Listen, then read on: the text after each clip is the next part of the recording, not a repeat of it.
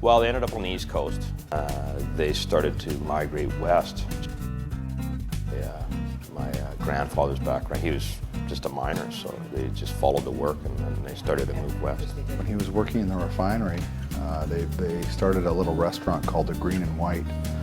So he'd set up 4 Burma Shave signs as he came over this hill. It says, over the hill and to the right, there she lies, the green and white.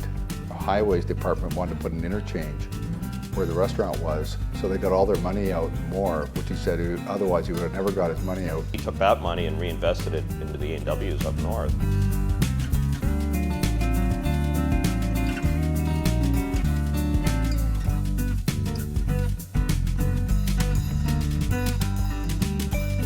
Well, Dad started me in the business as a dishwasher busboy when I was 12 years old, and there's a lot of people that think that that's when I did my best work. They came up with this idea to create a burger and beer concept that would sort of go to lower levels of value levels and be a very casual experience. So they got a whole bunch of crazy colored parrots, and they took patio furniture and put them into one of our old Fuller's restaurants and painted it green and white, and the first Earls was born. Pretty soon it was just a raging tide, and it was so fantastically successful that we knew we had a hot property on our hands. And sometimes, as we always say, it's better to be lucky than smart.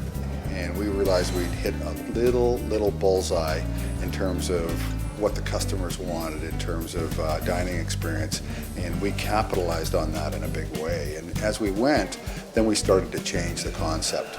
We knew that it was too easy because anybody can pour a mug of beer, and a lot of people know how to make a burger. So as we went, we started to structure it a little bit and add little flavors and little pieces to it, so that we started to protect ourselves in terms of putting together a really good food program, which sort of became the heart and soul of the business.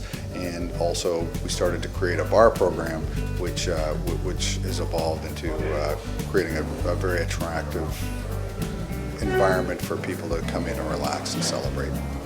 A chance turned into something that was sort of bigger than all of us, because every Fuller that sort of contributed to that idea, to that concept, added to it, and married some great innovations into the whole thing, and it became bigger in a business sense than all. It was something that we all partnered in and that we were all proud of, and it was never the money, it was always the people. Oh, sit down, folks. So that's a pretty remarkable success story for someone who started off with a little green and white breakfast place all those years ago.